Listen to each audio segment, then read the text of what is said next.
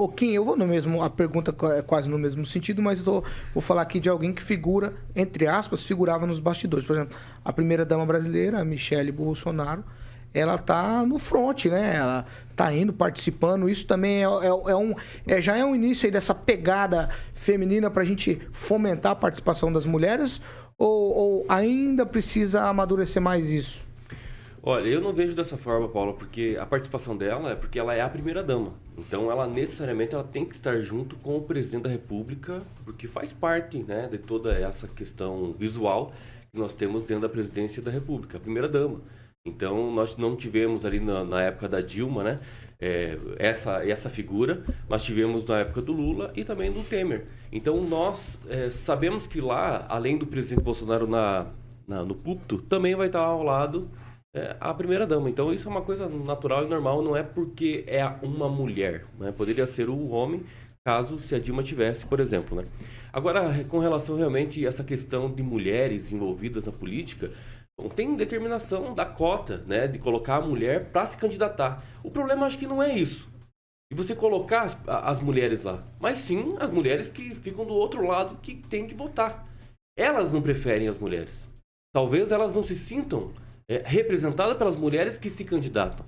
Então tem que ver isso aí, se realmente há um número esmagador do outro lado que vota, né? Então, necessariamente, não vejo problema se as mulheres não estão aí no poder. É também culpa, não é culpa, né? Mas não me entendo mal.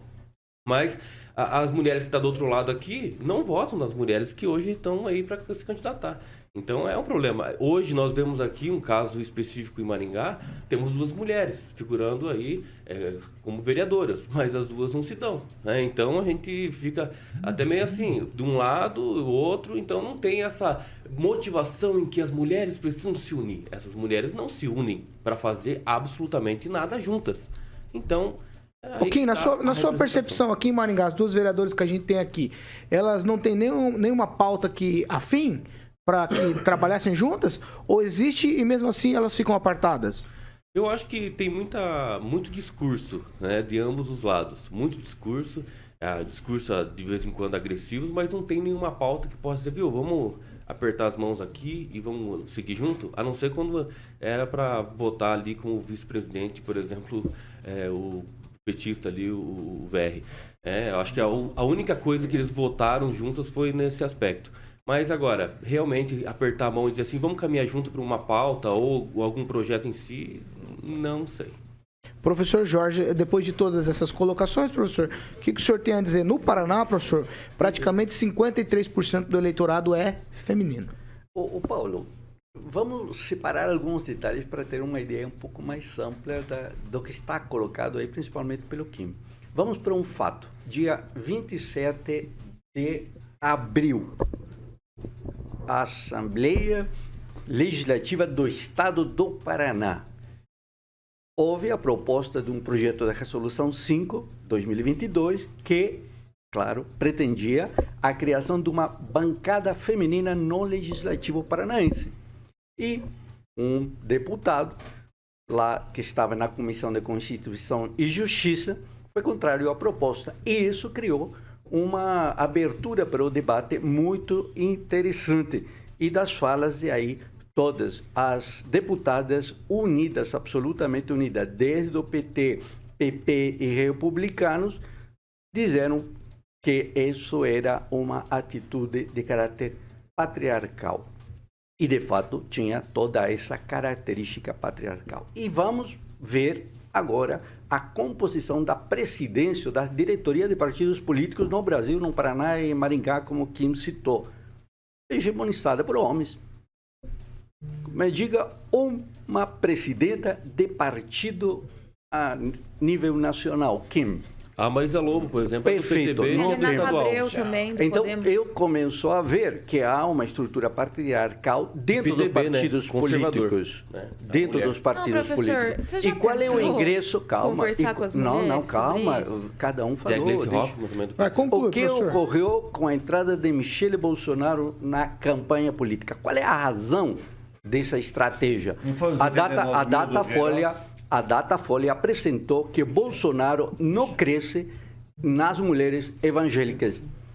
sendo que Lula e ele estão tecnicamente empatados. E um percentual importante das mulheres evangélicas, conforme a Folha de São Paulo, está indecisa. Então, a Michelle Bolsonaro entra justamente para quebrar essa barreira de limite que o Bolsonaro tem no eleitorado feminino. Desde o início e aqui, do mandato do Bolsonaro, ela sempre a Michelle entrou agora.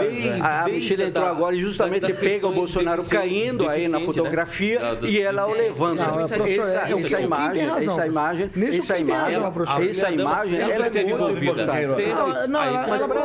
Não adianta. Mas é muito envolvida. A primeira-dama sempre foi envolvida desde então, a Michelle Bolsonaro conclui, professor. A Michelle Bolsonaro entra em razão do limite que tem Bolsonaro na questão das mulheres no voto. Então, há que separar as situações, A mulher é fundamental, e não concordo com isso que tem que estimular o desejo dela, Rigão. Me parece que não é essa a discussão, mas sim quebrar essa estrutura patriarcal que é ainda hegemônica aqui no Brasil. Vai, Pamela. Não, só pontuar o seguinte, que o professor está falando que estimular a vontade talvez não seja o ponto. É sim, eu estou falando com conhecimento de causa, porque eu, inclusive, pensava assim, mas por que é tão difícil, né, preencher esse espaço, como a gente está falando, 53% do eleitorado é feminino. Então, o que eu pensei? Vou desenvolver um grupo de inserção feminina aí na política, um grupo de debate só com mulheres, né? Todo o diálogo voltado, linguagem, marketing, tudo. E eu tive uma dificuldade imensa de encontrar mulheres que quisessem participar. A gente teve que desistir, não durou muito, infelizmente. Mas o que acontece? No papel da Michelle, que vocês estão discutindo aqui, eu penso que uma primeira-dama, com a visibilidade que a Michelle está tendo hoje, para chegar perto, talvez só a dona Ruth Cardoso, né? Vamos deixar bem claro. Por quê? O senhor está fazendo essa carinha, mas eu gostaria que o senhor me lembrasse. Não. A Ruth Cardoso deixa ela esse papel. Não vamos começar a mentir aqui na bancada. Vamos falar deixa ela concluir. Informações reais. Conclui, a dona Ruth Pamela. Cardoso, ela era muito empenhada socialmente, casas sociais e tudo mais. A Michelle vem aí nessa esteira também, fazendo um trabalho muito presente com as pessoas com deficiência, né? Começou com surdos e mudos, mas hoje em dia isso cresceu demais. Inclusive, eu vi o Mion falando da participação dela sobre a ajuda com os autistas. Mas eu acho bacana essa participação dela. Eu acho que é do professor aqui, um deles. Essa participação dela, como você colocou, Paulo, tá aos poucos incentivando, sim, que as mulheres participem. Porque quando é passada a palavra para ela, ela faz um discurso, ela fala com as pessoas ali, é mais uma posição política do que só de primeira-dama. Eu não me lembro da primeira-dama do Temer fazendo discursos, ou da própria, né, Dona Marisa, vendedora de Avon, né, multimilionária. Mas a Michelle está fazendo esse papel e, quem sabe, observando essa participação dela mais ativa, politicamente sim, porque ela está mudando muito a característica de primeira-dama, incentive as mulheres, aos poucos, a serem mais participativas.